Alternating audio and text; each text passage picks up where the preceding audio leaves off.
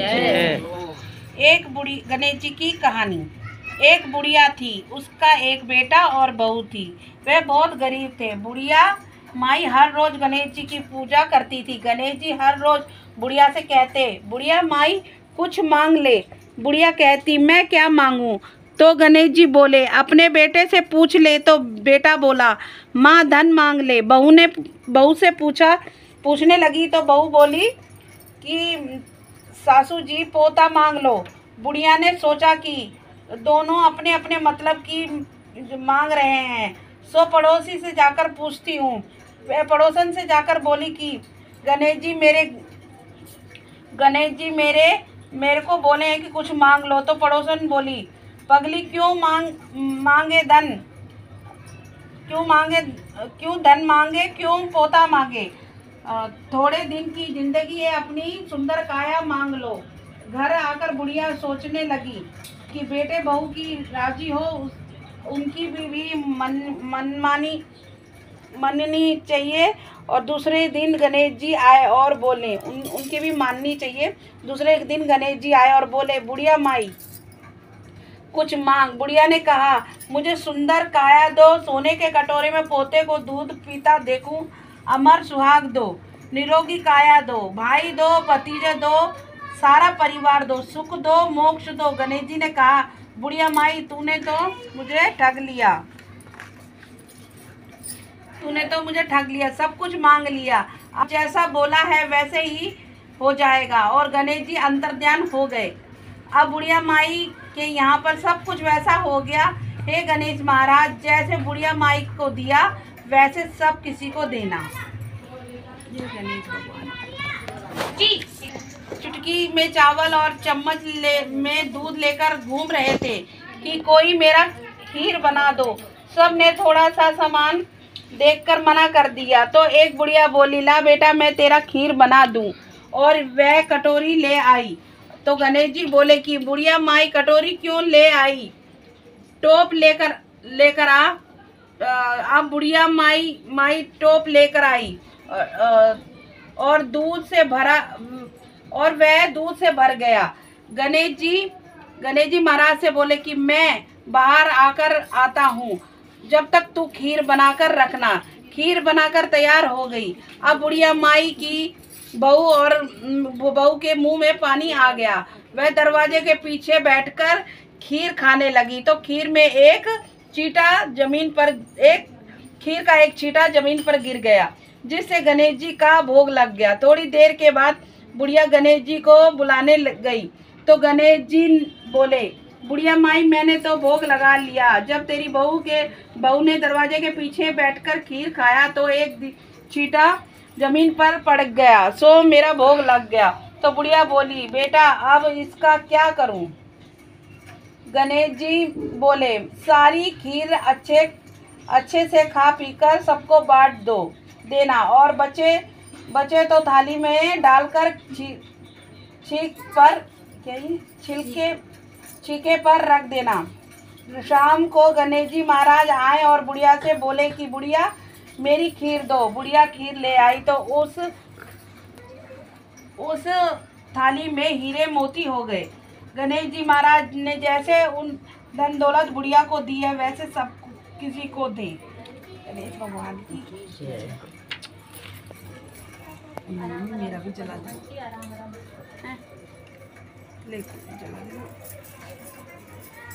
छठे व्रत पूजा विधि। ये व्रत कार्तिक लगते ही अष्टमी को किया जाता है। जिस बार को दीपावली होती है, अहोई आठे उसी ठीक 7 दिन पूर्व उसी बार को पड़ती है। इस व्रत को स्त्रियां करती है जिसकी संतान होती है। बच्चों की माँ दिन भर व्रत रखे, सायकाल दीवार पर अष्टकोष्ठ की अहोई की पुतली रंग भरकर बनाए। उसी पुतली के पास सोई तथा सोई का चित्र भी मंगवाया या छपी हुई अहोई अष्टमी का चित्र मंगवाकर दीवार पर लगाए तथा पूजन व सूर्यास्त के बाद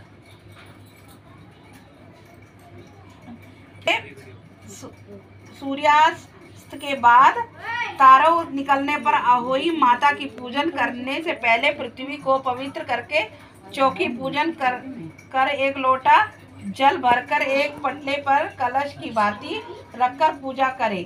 अहोई माता का पूजन करके माताएं कहानी सुने। अच्छा दे दी कहानी सुने। पूजा के लिए माताएं पहले से एक चांदी की अहोई बनाए जिसे साहू कहते हैं और उसमें चांदी के 2 दाने मोती के डलवाए। जिस प्रकार गले में पहनने के लिए पैंडल लगा होता है उसी भांति चांदी की अहोई डलवा लें और डोरी में चांदी के दाने डलवा लें। फिर अहोई की रोली चावल दूध व भात से पूजा करें। जल के भरे लोटे पर सतिया बना ले। एक कटोरे में हलवा तथा रुपए बयाना निकालकर रख लें और 7 दाने गेहूं के लेकर कहानी सुने। कहानी सुनने के बाद अहोई साहू की माला गले में पहन लें। जो बयाना निकाल कर रखा है उसे सासू जी के पाँव लगकर श्रद्धा पूर्वक उन्हें दे दें। इसके पश्चात चंद्र को अर्घ्य देकर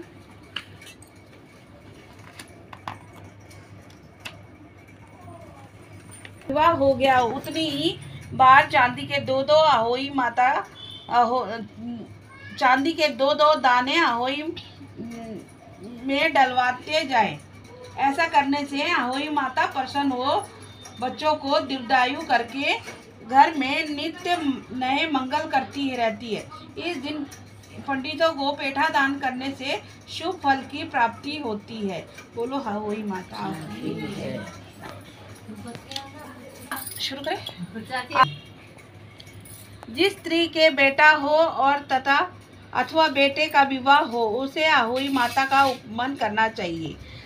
एक थाली में 7 जगह 4-4 पूड़ियाँ रखकर उसमें थोड़ा सा हलवा रख दे। इसके साथ ही एक साड़ी ब्लाउज उस पर समर्थ अनुसार रुपए रखकर थाली में चारों तरफ से हाथ फेरकर श्रद्धा पूर्वक सासू जी के पांव लगाकर सभी सामान सासू जी को दे दो।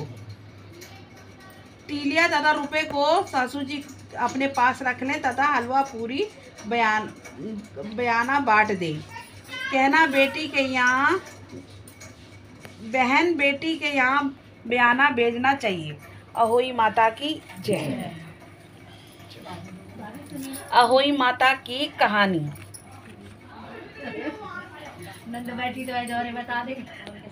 एक साहूकार था, उसके 7 बेटे और 7 बहुएं थी। दीपावली से पहले कार्तिक वदी अष्टमी को 7 बहुएं अपनी एकलौती नंद के साथ जंगल में जाकर खदान में मिट्टी खोद रही थी।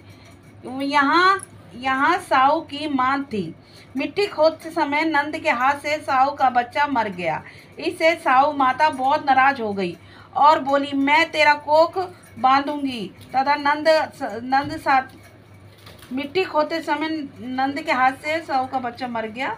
इससे साहू माता, अच्छा ठीक है, मैं तेरा कोख बांधूंगी। तब नंद अपनी माताएं अपनी 7 भाभियों से बोली कि तुम में से कोई अपनी कोख बंधवा लो। सभी भाभियों ने अपनी कोख बंधवाने से इनकार कर दिया, परंतु छोटी भाभी सोचने लगी, अगर मैंने अपनी कोख नहीं बंधवाई तो सासू जी नाराज होगी। यह सोचकर नंद के बदले में छोटी भाभी ने अपनी कोख बांध ली।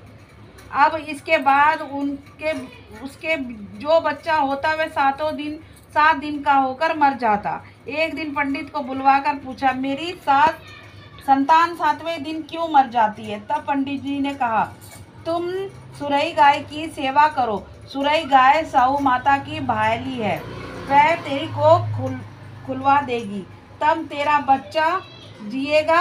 अब वह बहुत जल्दी उठकर चुपचाप सुरई गाय के नीचे साफ सफाई करती। सुरई गाय के सोचा कि रोज उठकर ये कौन मेरी सेवा कर रहा है, सो आज मैं देखूंगी। गौ माता खूब सवेरे उठी।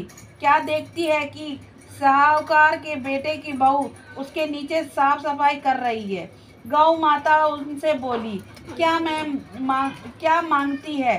साहूकारनी की बहू बोली, साहू माता तुम्हारी भाईली है और उन्होंने और उसने मेरी कोख बांध रखी है, सो मेरी कोख खुलवा दो। गौ माता ने कहा, अच्छा। अब तो गौ माता समुंदर पार साहूकारनी की बहू को अपनी भाईली के पास लेकर चली। रास्ते में कड़ी धूप थी, सो वे दोनों एक पेड़ के नीचे बैठ गईं। थोड़ी देर में वहाँ सांप आया। उसी पेड़ पर गरुड़ पंखनी का एक बच्चा था। सांप उसे डसने लगा। तब साहूकारनी की बहू ने सांप को मारकर डाल के नीचे दबा दिया और बच्चे को बचा लिया। थोड़ी देर में गरुड़ पंखनी आई तो वहाँ खून देखकर साहूकारनी की बहू को चोंच मारने लगी।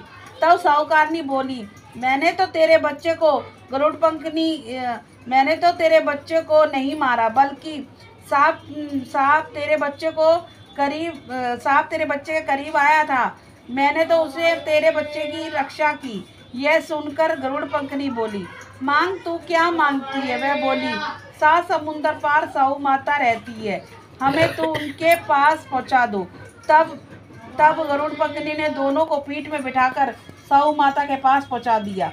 साहू माता उनको देखकर बोली, आ बहन, बहुत दिनों में आई है। फिर कहने लगी, बहन मेरे सिर में जुएं उपड़ गई है। तब सुरई के कहने पर साहूकारनी की बहू ने सारी जुएं निकाल दी। इस पर साहू माता प्रसन्न होकर बोली, तूने मेरे सिर में बहुत सलाई ढेरी है, इसलिए तेरे 7 बेटे और 7 बहुएं होंगी। वह बोली, मेरे तो एक भी बेटा नहीं, 7 बेटे कहाँ से होंगे? साहू माता बोली, वचन दिया, वचन से फिरूं तो धोबी की कुंड पर कंकरी होंगी। तब साहूकारनी की बहू बोली, मेरी कोख तो तुम्हारे पास बड़ी है। यह सुनकर साहू माता बोली, तूने तो मुझे ठग लिया। जा, तेरे घर पर तुझे 7 बहुएं मिलेगी, तू जाकर उपमन करियो, 7 हहोई बनाकर 7 कढ़ाई करियो। वह लौटकर घर आई तो देखा कि 7 बेटे 7 बहुएं बैठी है। वह खुश हो गई। उसने 7 हहोई बनाई, 7 उपमन किए और 7 कढ़ाई करी। शाम के समय जिठानियाँ आपस में कहने लगी कि जल्दी जल्दी धोक पूजन कर लो, कहीं छोटी बच्चों को याद करके ना रोने लगे। थोड़ी देर में उन्हें अपने बच्चों से कहा, अपनी चाची को देखकर आओ कि आज अभी तक क्यों नहीं रोई। बच्चे घर में आकर कहा, चाची तो खूब मार रही है, चाची तो कुछ मार रही है, खूब उजमन हो रहा है। यह सुनते ही जेठानियाँ दौड़ी आई, आकर कहने लगी कि तूने कैसे कोख खुलवाई? वह बोली, तुमने तो कोख बंधवाई नहीं, सो मैंने कोख बंधवा ली। अब साहू माता ने की कृपा से मेरी कोख खोल दी है।